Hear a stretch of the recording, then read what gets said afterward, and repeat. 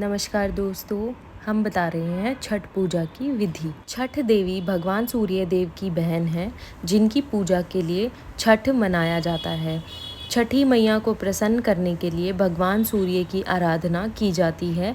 छठी मैया का ध्यान करते हुए लोग माँ गंगा, यमुना या किसी नदी के किनारे इस पूजा को करते हैं। इसमें सूर्य की पूजा अनिवार्य है, साथ ही किसी नदी में स्नान करना भी।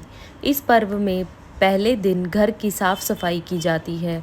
छठ पर्व पर गांव में अधिक सफाई देखने को मिलती है। छठ के 4 दिनों तक शुद्ध शाकाहारी भोजन किया जाता है। दूसरे दिन खरना का कार्यक्रम होता है। तीसरे दिन भगवान सूर्य को संध्या अर्घ दिया जाता है और चौथे दिन भक्त उदीयमान सूर्य को उषा अर्घ देते हैं। छठ के दिन अगर कोई व्यक्ति व्रत को करता है तो वह अत्यंत शुभ और मंगलकारी होता है। साथ ही निसंतानों को संतान प्राप्ति होती है। छठ व्रत अनुष्ठान विधि। छठ के दिन सूर्योदय में उठना चाहिए। व्यक्ति को अपने घर के पास एक झील, तालाब या नदी में स्नान करना चाहिए। स्नान करने के बाद नदी के किनारे खड़े होकर सूर्योदय के समय सूर्य देवता को नमन करें और विधिवत पूजा करें। शुद्ध घी का दीपक जलाएं और सूर्य को धूप और फूल अर्पण करें। छठ पूजा में 7 प्रकार के फूल, चावल, चंदन, तिल आदि से युक्त जल को सूर्य को अर्पण करें।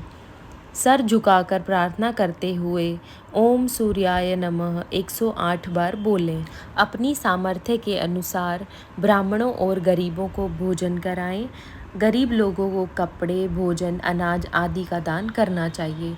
छठ पूजा व्रत कथा। पौराणिक कथाओं के अनुसार राजा प्रियव्रत को कोई संतान नहीं थी।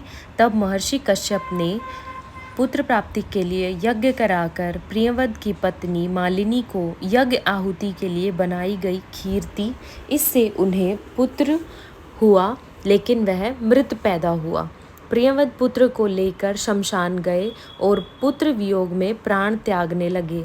उसी वक्त भगवान की मानस पुत्री देवसेना प्रकट हुई और उन्होंने कहा कि सृष्टि की मूल प्रवृत्ति के छठे अंश से उत्पन्न होने के कारण मैं षष्ठी कहलाती हूँ।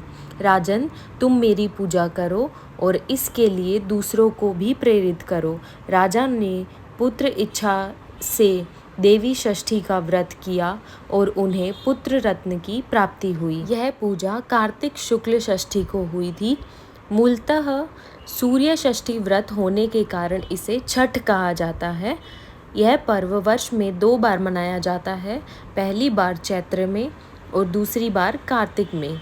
चैत्र शुक्ल पक्ष षष्ठी पर मनाए जाने वाले छठ पर्व को चैती छठ व कार्तिक शुक्ल पक्ष षष्ठी पर मनाए जाने वाले पर्व को कार्तिकी छठ कहा जाता है।